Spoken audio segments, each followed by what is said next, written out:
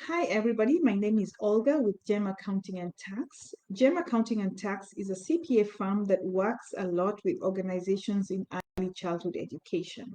So today I want us to talk about some of the expenses that you can track on your childcare. And I typically use a software called QuickBooks. Um, I'm not specifically affiliated with QuickBooks. You can use whichever software works with you, but most of my clients are on QuickBooks Online. So I just want to give you an overview of some of the expenses you're likely to encounter or incur in a childcare environment. So looking at the chart of accounts, the top line is usually preserved for revenue. So revenue is really the income, the amount of money you collect on a weekly, daily, monthly, or yearly basis from your clients. Now, when it comes to revenue, I want us to be very careful in trying to categorize the different types of revenue in a childcare environment. Number one, I would like to have you include private tuition. This is especially in cases where some of your kids actually have the parents actually pay directly to you or your childcare center. I would highly recommend that if you have parents paying for their tuition directly to the school, that you use a childcare CRM.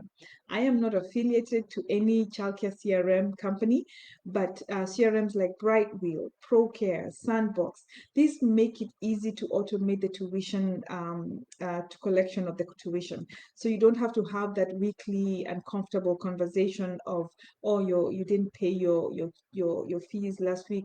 They will automate the reminders to the parents, and it's a very good way of collecting your tuition. Secondly, is you may also be getting income from subsidized students. So these are students who are sponsored by your local state, and you want to have a distinct line on your chart of accounts indicating the amount of money that you're getting from your subsidy pay clients. Again, this is very important to track. It will help you understand the source of your income on your childcare. Third is going to be grants. You may be fortunate to receive grants, sometimes local grants from your state, and you want to be very cognizant of this amount. A word of note, grants are not predictable income. It really varies from year to year, quarter over quarter. So this is not the kind of money that you would want to budget on, but it's really good to receive the grants, and you can use the money to expand, to invest and improve your childcare. Lastly, and very important, is the food program reimbursements. Again, I prefer that you have a distinct line for the food reimbursements on your chart of accounts. Again, this is so that you understand how much money is coming in as reimbursements for the amount that you spend on your food program. The second part of your chart of accounts should be made up of your expenses. So these are the expenses that you incur to run your childcare. One of the biggest expenses in the industry is going to be salaries and wages. You really want to understand what your staffing costs are made up of. This, of course, is driven by the number of teachers that you have on payroll, as well as how much you are paying them.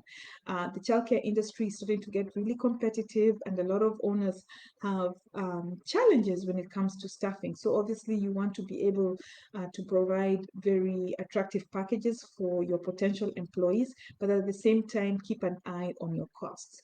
So staffing costs will include your payroll salary, the payroll taxes, as well as if you're providing certain types of benefits like health care, retirement benefits, and so on. You want to categorize them into, a larger category called staffing costs. Okay. Next is building and facility costs. So what are these? So this is your rent. So if you happen to own the building, maybe you're paying some mortgage interest associated with it, payroll, property taxes. It also will include utilities, so gas, water, electricity, internet, that would go under building and facility costs. In addition to that, if you have to incur repairs and maintenance type of costs, this will be grouped under the building and facility costs. Third category is the program costs. These are the costs you incur to run your program. So curriculum, food supplies, classroom supplies, teacher supplies. These are supplies you require to generate the income that you do in your childcare center. So I like to group all these costs under one large category called program costs. Lastly is the admin type of costs. So if you have professionals like accountants and lawyers working with you, this is where they would belong under professional fees.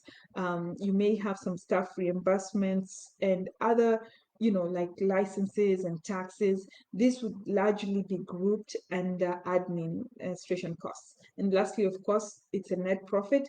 The net profit, hopefully you're running a profitable childcare center. You need to keep an eye on it. For me, I would recommend that you keep an eye on your profit number weekly. So that means you need to keep up with the categorization of your transactions and use a software that can automate some of these tasks so that you can focus on building quality childcare. This is Olga with GEM Accounting and Tax. If you have any questions, please reach out to me directly through my Facebook or on my website. Have a wonderful day. Thank you.